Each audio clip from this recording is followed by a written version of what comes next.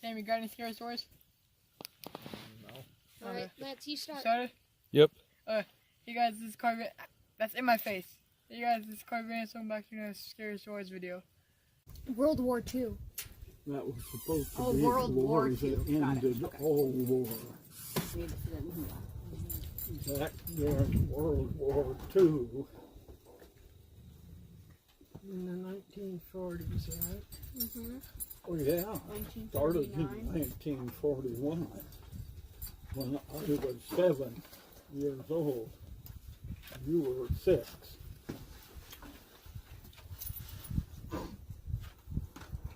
And there was a lot of food rationing went on. Explain that to them. Huh? Explain to the kids what food rationing I know what rations are. is. Do you? I know what they are. A lot of different kinds of food rationing went on. You couldn't hardly get sugar. Gasoline was rationed. 1 coupon was worth 4 gallons of gas. That was it. Meat, you couldn't buy meat. That all went to the war for the soldiers. And unless you had your own meat, unless you raised pigs or cows, so you had your own beef, you didn't have meat.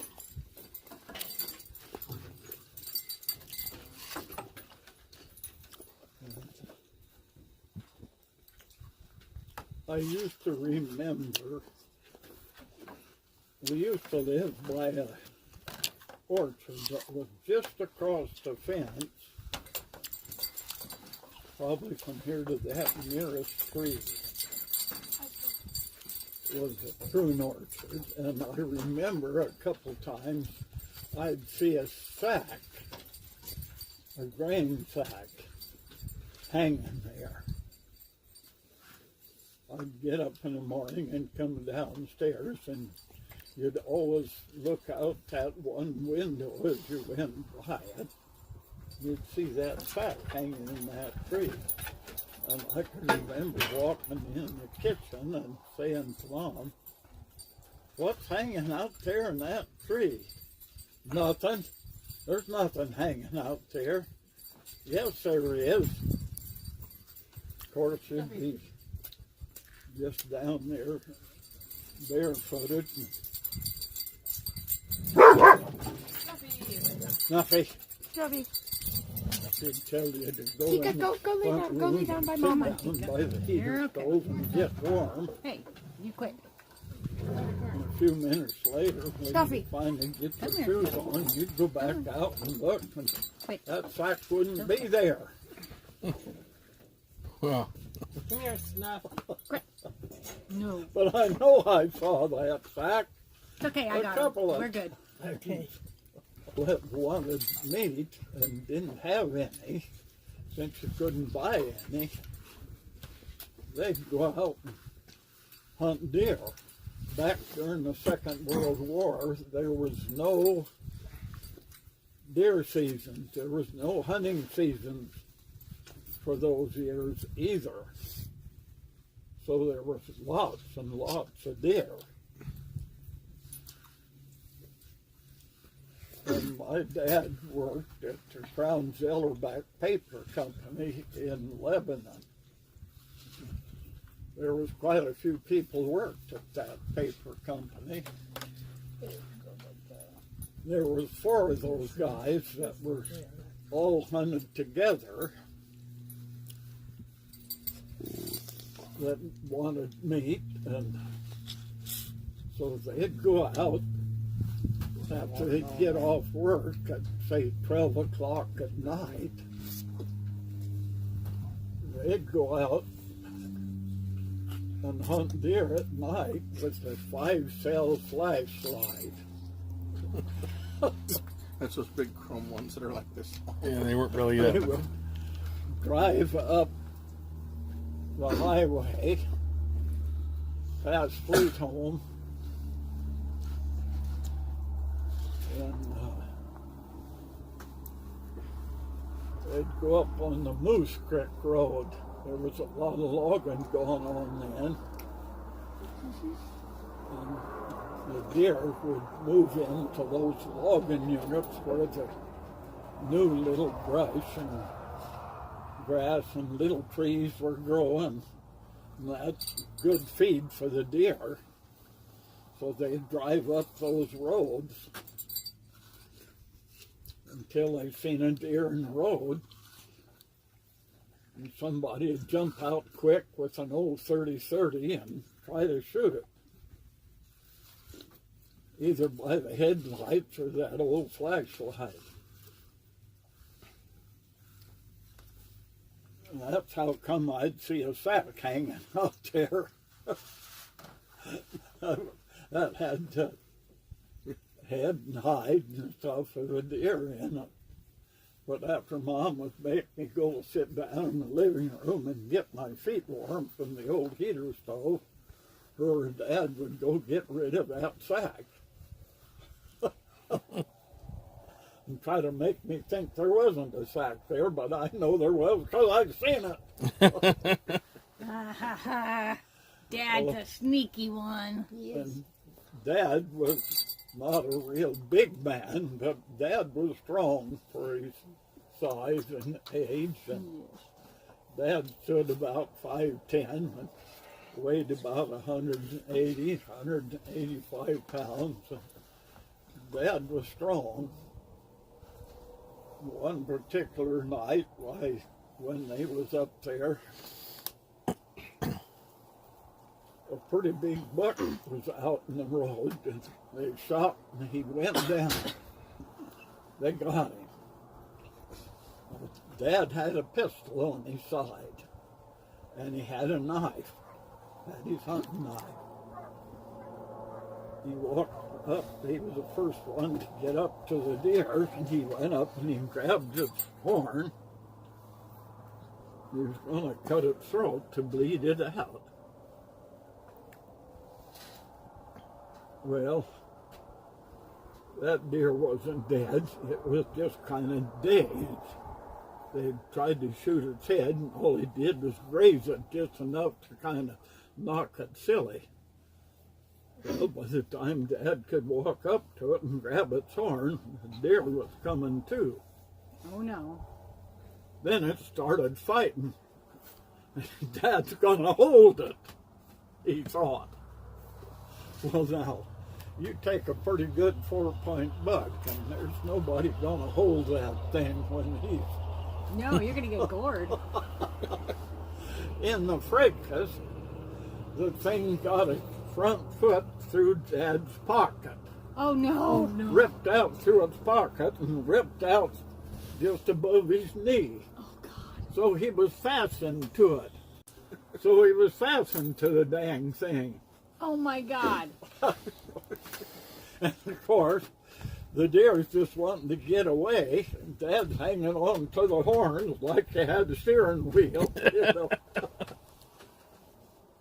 And down over the bank off the road it went. And it went down the hill quite a little ways. He wasn't sure how far they actually went, but he thought it was close to 75 or 100 yards down through the brush, him hanging on. And anyway, they came to a pretty good sized log,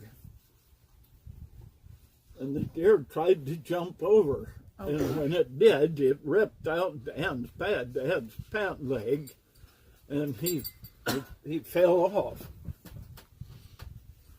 And then the deer tried to get him. But the log wasn't a real big log, and it was off the ground just enough Dad could crawl under. So Dad and the deer was going back and forth. The deer would keep going over, trying to get out to him, and Dad would quick go back under, to the other side, and he kept going back and forth. Dad was yelling up there for the guys above, "Bring the flashlight, bring the gun." And of course, they were afraid to come down there. You're on your own. After half a dozen attempts to get Dad, he gave up and took off. Dad said, "I was afraid to get out from under the log for a little bit, too, because he said, I didn't know if the deer really left or what." And of course, you get off at midnight and you drive up into that country up there above Cascadia, up there at Moose Creek. It's probably 2 or 3 o'clock in the morning, late in the summer, about this time of year when the deer are losing their velvet off their horns. In the fracas, Dad said, of course, he had dropped his knife on the road, but he had his pistol, and he lost that halfway down the hill, but forgot he even had it until after he was down there. He was Right, he feeling could have pretty just shot pistol it point and blank on the horns if he would have Yeah. remembered. Well, dude, it's So through the he- rush. gone. It's done. So they had to stay there till after it got daylight so he could find that pistol. That's silly.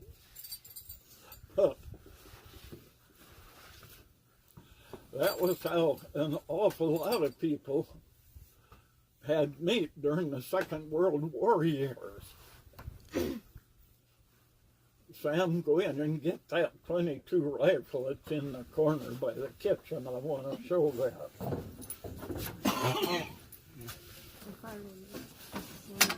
There was lots and lots of people that just hunted deer during those Second World War years because that was the only meat that was available unless you had your own hogs or beef. So everybody, good thing there was lots of deer because that's what everybody ate. We always had meat because we had a cow that had a calf every year. What? I said we always had meat because we had a cow and had a calf every year. Yeah. But a lot of people didn't either.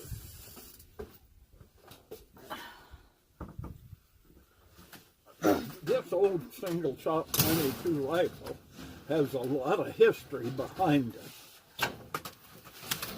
it. This was brand new back in the, somewhere in the early 30s. Mm-hmm. Well, there was I traded an old guy a load of wood for it. And back during that time, he was logging on the coast. They worked 6 days a week and they only had Sunday off. And they would, on Sunday, in that logging camp, he killed elk with this thing. Wow. Elk? The Wow. elk were, Must have been a perfect shot. they were tame as cattle. Not anymore. They'd just drive up the logging road until they seen elk that were just close to the road. Okay. Sometimes he said they'd only be 50, 60 feet away. He'd just take this thing and just shoot one between the eyes and down it'd go. He shot bears with that thing, Wow. cougars. That thing up, Brandon. He always chased hounds. He had hounds. And he ran hounds too. I had hounds for a while, but a lot of things you can't do if you have hounds. You either have hounds, you gotta hunt them. And if you're not gonna hunt them, there's no sense of keeping them. Because they're a hunting dog. You have to keep hunting them. But they'd keep that whole logging camp supplied with elk and deer meat with that little finger shot 22. That's pretty cool. But Howard Hawk was the guy's name. Howard lived to be 83 years old, rolled his own cigarettes, and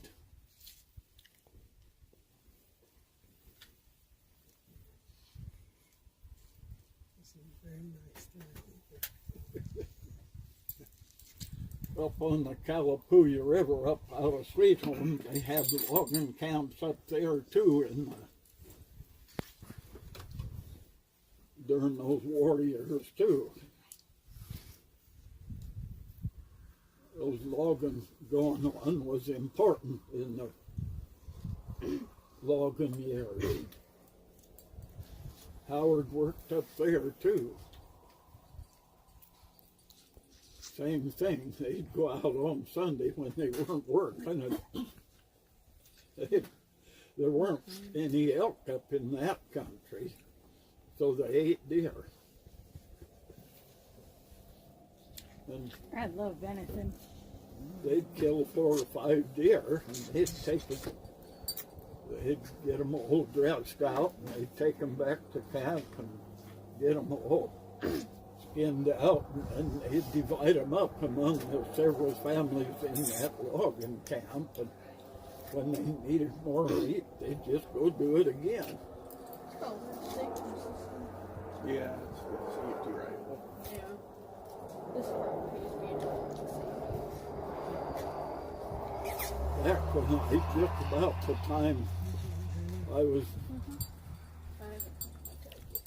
I don't know, 12 or 13 years old, there was a game warden came in the country by the name of Richard Dietrich. And he was going to put a stop to all that poaching, he called it. He was going to put a stop to it up there in those logging camps out of Sweet Home. And so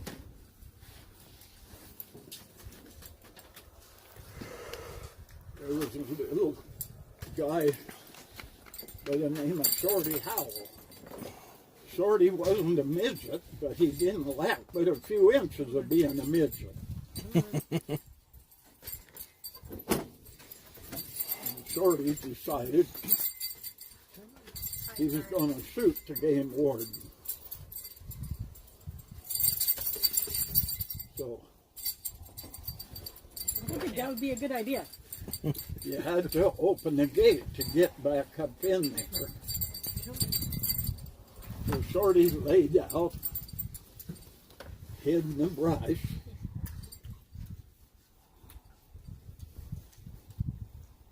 But Shorty made a mistake. He laid out with a fifth of whiskey. Oh no. He drank a little bit too much whiskey. When he shot, Aren't He you was glad you good didn't at live it. back then? that's I'm when glad it- Shorty Howell decided he was going to put a stop to him. He was going to kill him. Of course, all these people are long dead now. I imagine Dietrich must be too by now. And so the game people immediately moved Dietrich out of the country. And they moved a new game warden in. Boy, that one gave you the benefit of the doubt.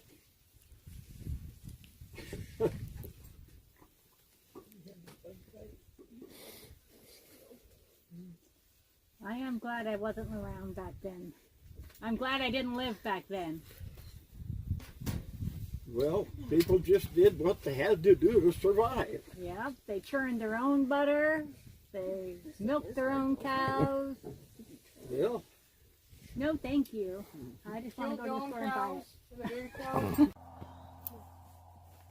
Go. Alright. if you guys did like that video, also do not watch this at night, which if you are too late, whatever.